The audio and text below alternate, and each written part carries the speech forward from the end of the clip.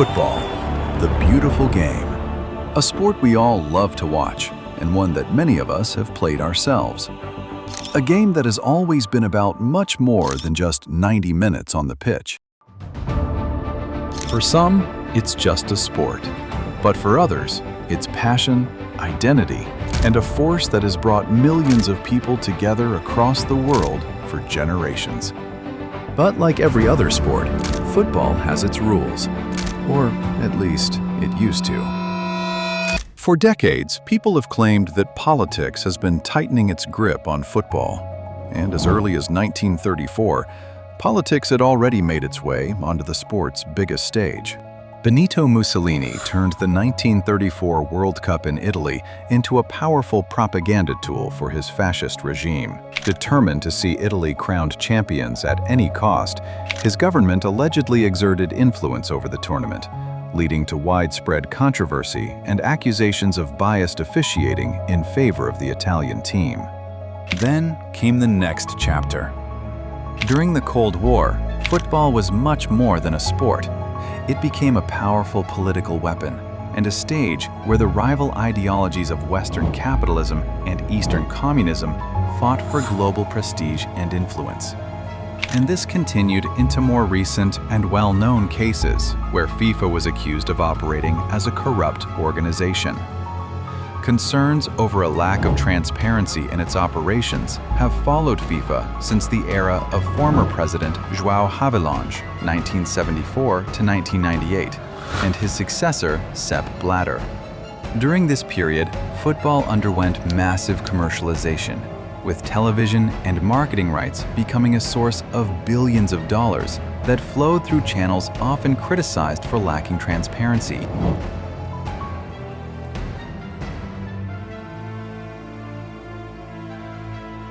The biggest corruption scandal in the history of sports erupted in May 2015, when Swiss police, acting at the request of US authorities, arrested 7 key FIFA officials just days before the organization's annual Congress.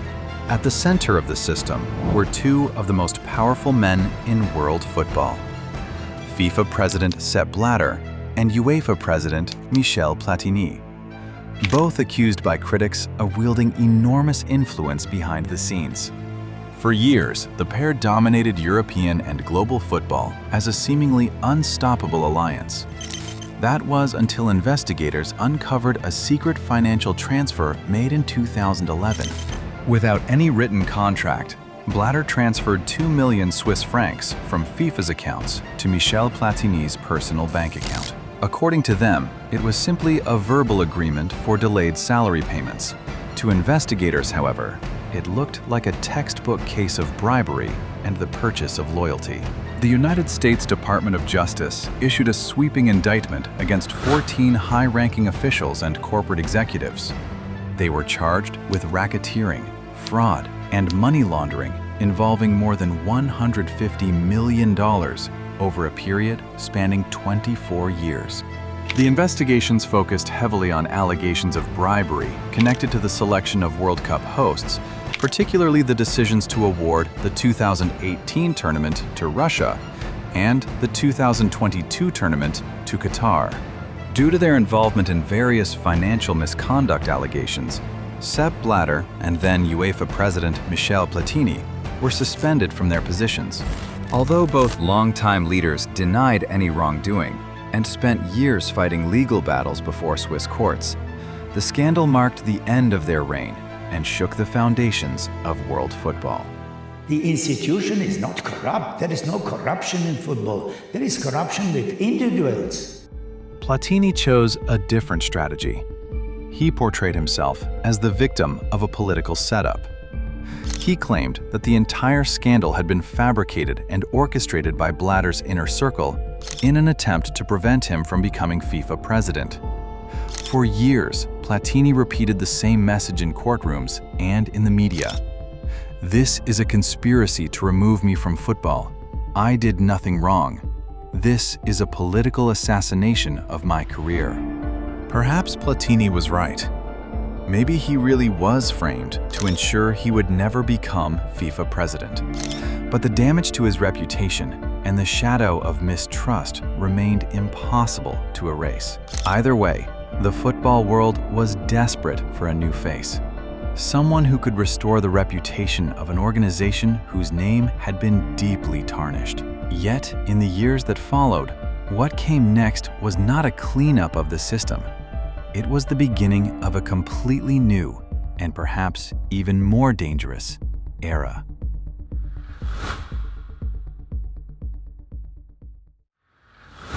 Nombre total de votes valables recueillis par Gianni, 115. Shortly after the FIFA Gate scandal brought down Sepp Blatter, Gianni Infantino came to power, promising complete transparency, sweeping reforms, and a thorough cleanup of corruption within the organization. The first years of his presidency looked like a renaissance.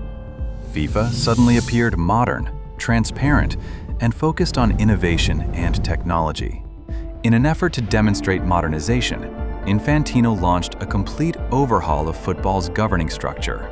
Everything seemed perfect on the surface. But as the years went by, the football world began to realize a bitter truth. All those reforms, expansions, and technological innovations were not introduced to clean up the game, but rather to create the perfect facade. Corruption within FIFA did not disappear. It simply transformed. It evolved into a system driven by billion-dollar broadcasting rights and the geopolitical interests of global powers. But as the world's biggest football tournament, the 2026 FIFA World Cup, drew closer, questions began to emerge once again. Had FIFA truly changed, or had the circumstances simply changed?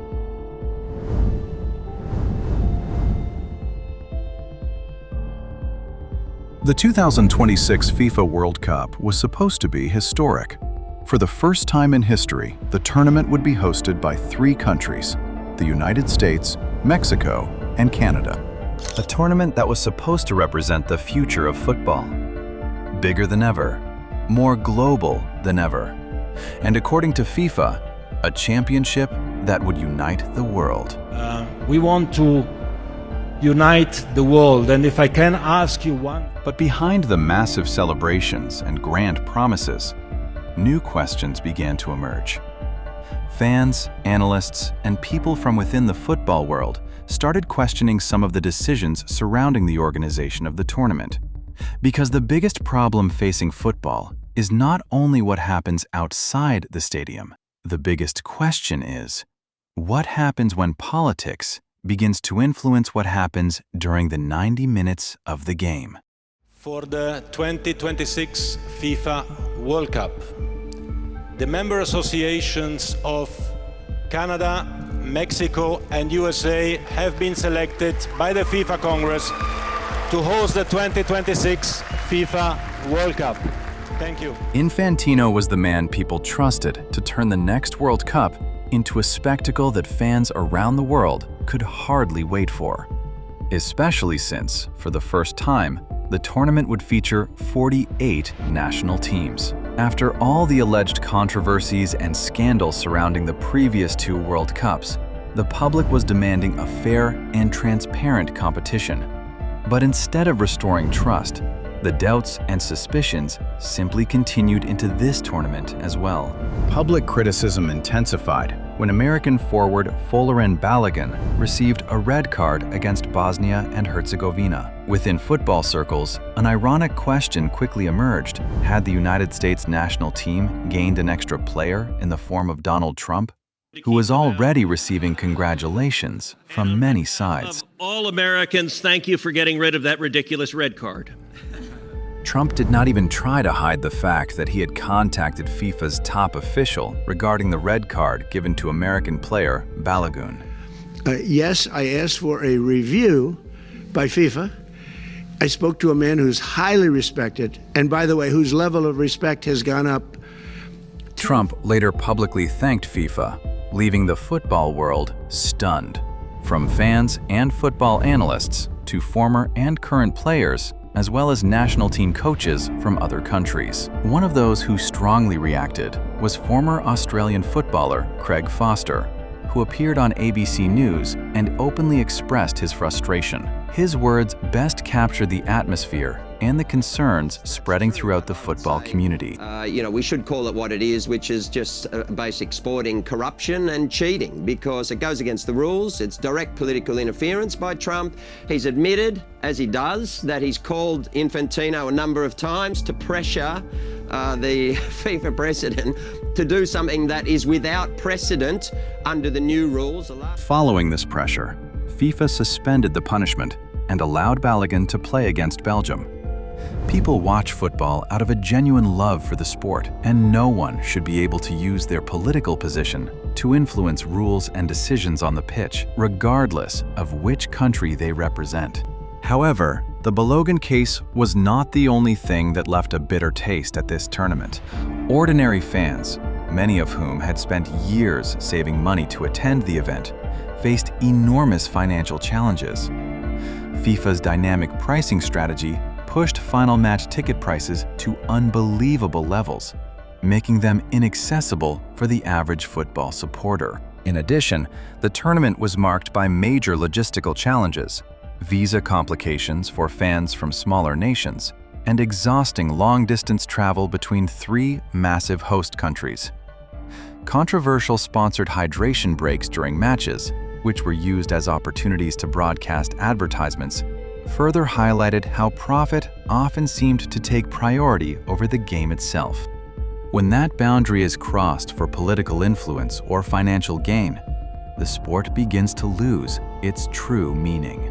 The 2026 World Cup brought plenty of excitement, but it also reminded us that football's most important principles must remain beyond the reach of politics, so that the game can stay the way generations have always loved it.